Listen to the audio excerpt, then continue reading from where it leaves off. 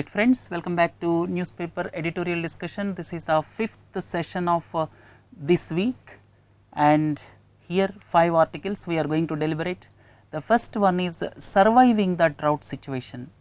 Tamil Nadu declared drought conditions there, and because of the less northeast monsoon, Tamil Nadu is under drought situation and the state government declared so. And in this connection, the editorial talks about certain issues pertaining to agriculture sector, and I added some more, and at the same time we are presenting one capsule on agrarian distress this week itself, and this article, please view this as well as the news capsule so that you will have clear picture about agrarian distress. And failure of northeast monsoon is the main reason. And one important point is we get almost 80% of our rainfall through southwest monsoon, and northeast monsoon is the mainstay for Tamil Nadu agriculture because of 2 reasons. This drought conditions existed in Tamil Nadu. One is failure of northeast monsoon, that is one aspect. The second aspect is less Kaveri water. Because of these 2 reasons, this agrarian distress occurred in Tamil Nadu, and Tamil Nadu declared drought, and because of which 3 things will happen: loan recovery will be postponed, and waiver of land taxes, at the same time alternative employment through Mahatma Gandhi Narega.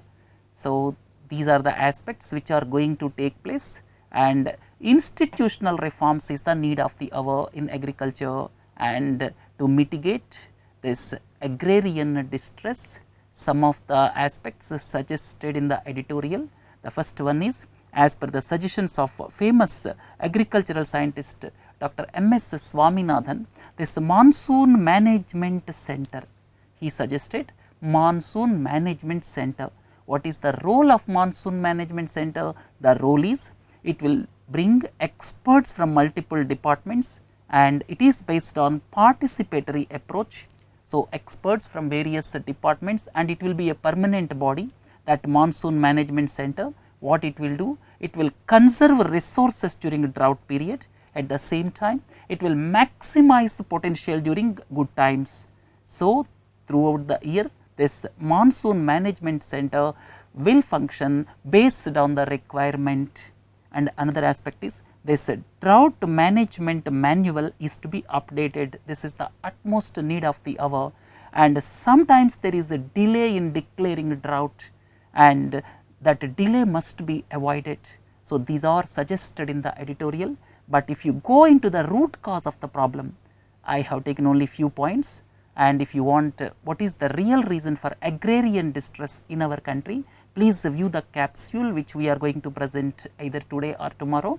And first and the foremost is, why this extensive use of Sri rice cultivation is not propagated. What is the meaning of Sri? Sri is system of rice intensification. Because of this, the water requirement will be reduced. So this system of rice intensification, why this is not practiced across the country? Then the second point is, what happened to research and development in dryland agriculture? And all of you are familiar with the green revolution of 1960s, 70s. Green revolution, the biggest disadvantage of green revolution is it benefited only specified crops. Then second point is, it benefited only irrigated areas. Third point is, it benefited only certain parts of the country, and subsequently we abandoned, and there is no second green revolution. That is why this dryland agriculture is suffering badly. We are not promoting dryland agriculture. That is the need of the hour. And at the same time, why don't we promote the millets? Why don't we promote? What I mean to convey is, crops like ragi, then bajra, these consume less water, but if you look at the nutritional requirement of people, they will be suffice. They will replace wheat as well as rice, and they require less water. And to take care of the nutritional needs of the people, the need of the hour is to promote the millets.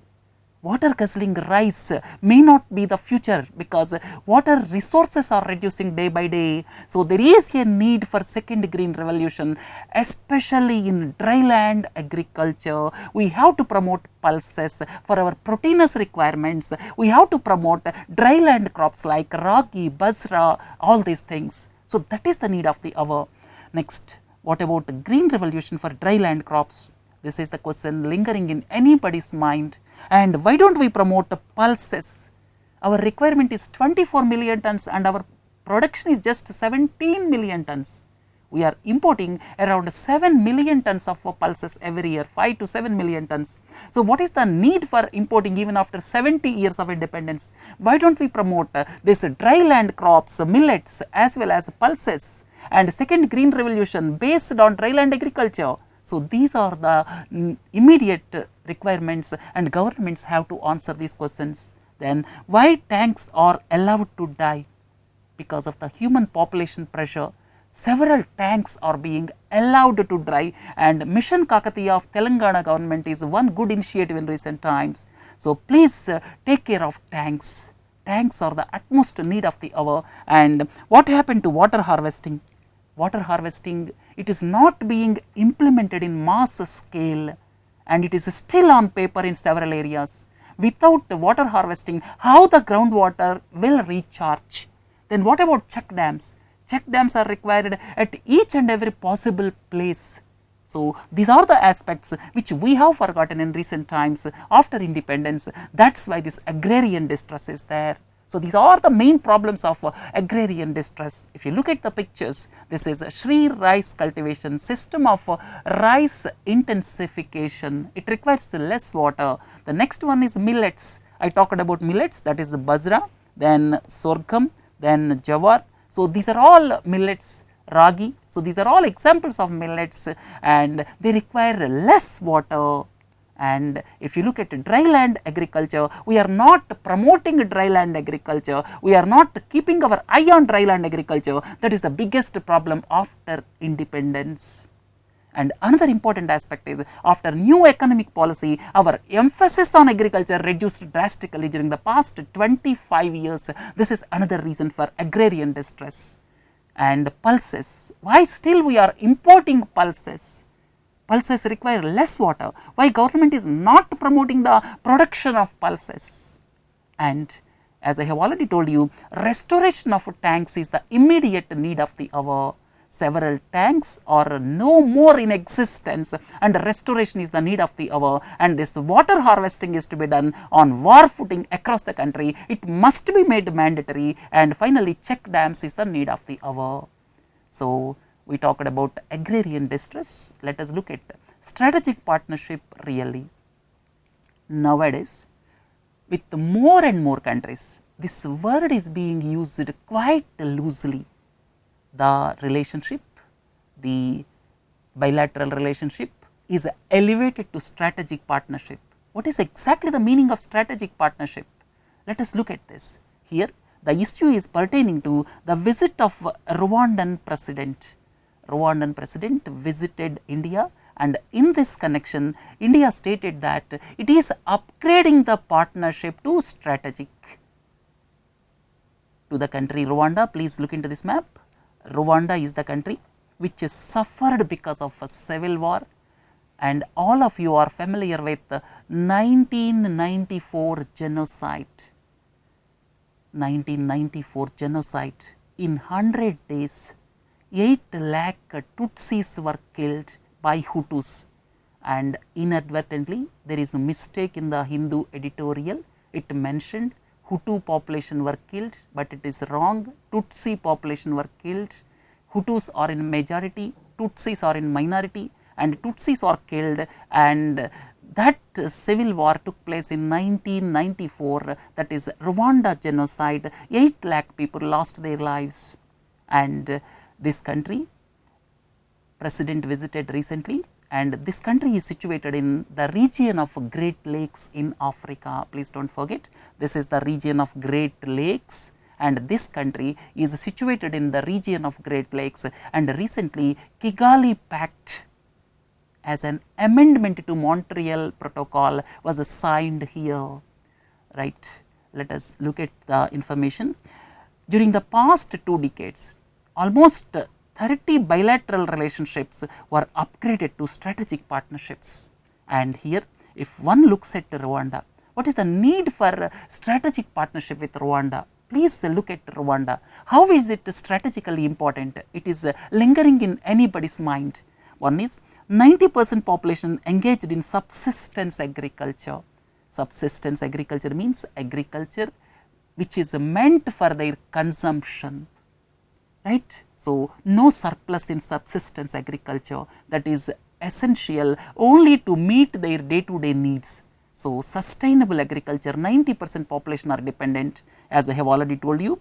This 8 lakh Tutsis were killed in 1994 genocide, and no full diplomatic mission for India in Rwanda till date. And as I have already told you in this map, and let us move on. And what is the general partnership with countries, or you can say relationship with countries? The first one is bilateral relationship, and when the relationship is required to be upgraded to strategic partnership, then there must be convergence of requirements, in some specific fields like security, defense, counter-terrorism measures, at the same time cyber security, at the same time investments. So, there should be convergence of this interests of both the countries, then only the relationship can be elevated to strategic partnership. But what is convergence between India and Rwanda? And in Rwanda, India do not have their mission till date. And what is the meaning of this strategic partnership? That is what is being questioned in this article. Then the next step is alliance. NATO, you can say one example of alliance. NATO is the military alliance of around 28 nations, and the next one is the union. You can call it an example that European Union is working like a single market. So, that is why it is the real economic union, and subsequently that Eurozone countries. If I am not wrong, there are 19 countries in Eurozone. Eurozone countries are example of monetary union. So, monetary union example is Eurozone, that means they have single currency. So, this is the normal relationship of various countries, starting from bilateral, strategic, alliance, union. So, the relationship goes on like this. So, this union is extreme, right. So, bilateral is the first step, but nowadays more and more countries are announcing this strategic partnership. There is no point, that is the essence of this editorial. In 1998, India announced its first strategic partnership with France. Subsequently, India signed similar agreements with dozens of countries, no quotient policy with clear cut criteria. So, focus on countries must be there when there is long term vision for the convergence of interests, then only it should be declared as a strategic partnership. Only for the name's sake, India is declaring strategic partnerships with other countries. So, that is the essence of the editorial. Let us move on to the next one. This is with reference to the social media post with regard to the poor quality of food served to a BSF constable at the line of control. And two issues are pertinent here, and before going ahead, let us differentiate between the forces under Ministry of Defence, at the same time Ministry of Home Affairs. So, that clear differentiation must be in your mind. Ministry of Defence, this Army as well as Navy, Air Force, Coast Guard. This is very important. Several people confuse that Coast Guard is not with the Ministry of Defence, but Coast Guard. What is the role of Coast Guard? Coast Guard role is to protect our maritime interests up to exclusive economic zone. To protect our maritime interests up to exclusive economic zone, that is up to 200 nautical miles from the baseline. So, that is the main purpose of Coast Guard. So, this Coast Guard is also under the Ministry of Defence. So, here Defence has got these 4 wings, that is Army, Navy, Air Force as well as Coast Guard. And if you look at the Ministry of Home Affairs has got Central Armed Police Forces. Central Armed Police Forces, I have listed out 7 wings, Assam Rifles, Border Security Force. So, present issue is with regard to Border Security Force. So, Assam Rifles, CISF, Border Security Force, CRPF, then ITBP, then National Security Guards, then Sashastra Seema Bal. So, these 7 are Central Armed Police Forces. So, please understand the difference. And with regard to the present article, this showcased power of social media. If you go back 10 years, it could not have been possible to show to the nation that something went wrong in the PSF. But nowadays, because of the advent of powerful social media, this made possible. That is the first point conveyed through this article. The second point, some interesting questions are asked, because that is posted through social media site, which requires a smartphone, and he filmed it, he videoed it. Then for all those things, how the permission is taken, how he has taken mobile phone to LOC. So, all these doubts linger in anybody's mind. So, here first one is, the BSF says his track record is bad. Previously some charge sheets were issued, but if some charge sheets are issued, why he was posted at critical line of control?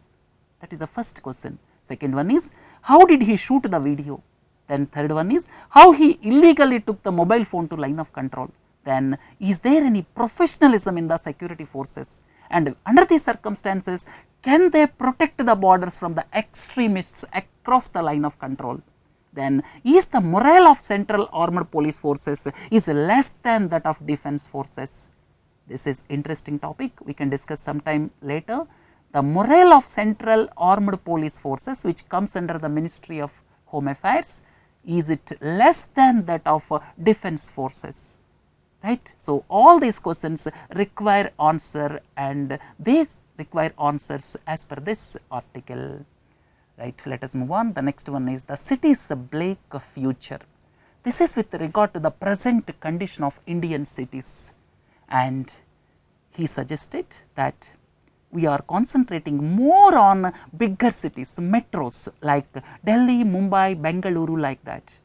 But the author feels that there should be some strategic shift in developing cities, category 3 cities or tier 3 cities, just like Meerut, Hubli, for example. And he is suggesting there should be strategic shift of shifting the priorities to this tier 3 towns from tier 1, tier 2 towns, because tier 1 towns, tier 2 towns already overcrowded, and putting more infrastructure like metro lines is no use there, right. So, here in addition to this, I would like to put forth several points here. What is wrong with our urban planning? I put up 10 points, and if someone is asking you about the ills faced by urban environment in the country, these 10 points are most important. The first point is too much emphasis on metros. Our emphasis is mostly on metros. Metros are already overcrowded. Commuting time is increasing. So, what is the point in concentrating on metros? The second one is vested interests, real estate lobby in developing already grown up cities.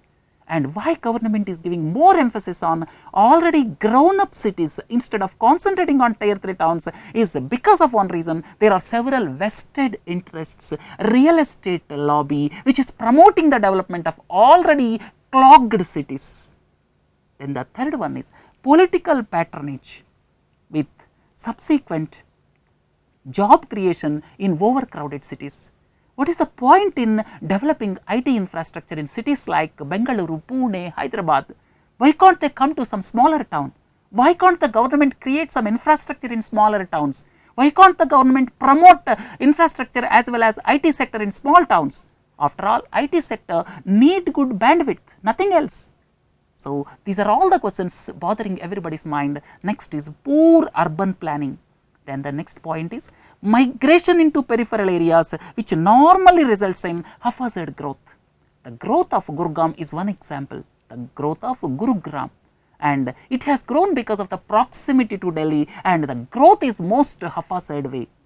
So, why we allowed this haphazard growth in the peripheral areas? They are causing more trouble now. Then the next one is more number of low paid jobs creation resulted in slums. In urban areas, most of the job creation is in low paid. That is why it is resulting in creation of slums. Then another important point is high corruption in urban bodies. Then poor governance of urban bodies, all of you are familiar with governance in urban bodies, it is not up to the mark. And another important and interesting point is in our country shift took place directly from agriculture to services, bypassing industry. The shift is taking place from agriculture to low paid services jobs in urban areas, that is compounding the problem. Then poor infrastructure. So, these are the basic reasons with our urban planning, and a strategic shift is required and a paradigm shift is required to develop smaller places with good infrastructure. So, right, we discussed a lot about what ails Indian cities. So, these points are very much essential. Then look at the last article, Huxer and the Padma Vibhushan. It is all about the persons like Huxer not took this Padma award. When Padma award was about to be announced to him, he has not taken that, he refused it, stating that I have done my duty, why I am need to be honored. So, those were the days of 1970s, but nowadays there is a lot of lobbying going on for Padma awards. That is the essence of this article. Lot of political lobbying is going on for getting Padma awards. So, let us look at Padma awards. One is Bharat Ratna, and these awards, please do not forget, Bharat Ratna and Padma Vibhushan were started in 1954. And in the year 1955, these three were created, Padma Vibhushan, Padma Bhushan and Padma Shri, and clearly the wording is very much evident for Bharat Ratna, exceptional service, performance of the highest order in any field of human endeavour. This is the description given for eligibility of Bharat Ratna. And if you look at other three Padma awards, Bharat Ratna is the highest civilian award, and Padma awards are three, Padma Vibhushan, Padma Bhushan and Padma Shri, and in all of the three one common word is there, that is distinguished service.